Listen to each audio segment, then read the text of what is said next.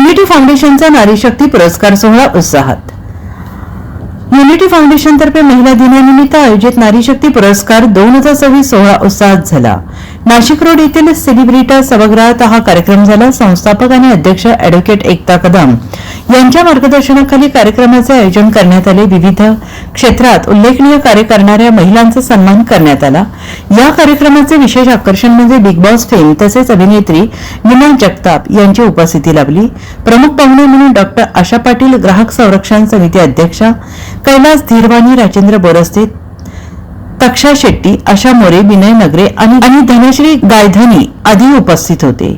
Advocate एकता कदम यांनी महिलांच्या सशक्तीकरणासाठी व्यासपीठ उपलब्ध करून देण्याचा मनोदय यावेळी व्यक्त केला।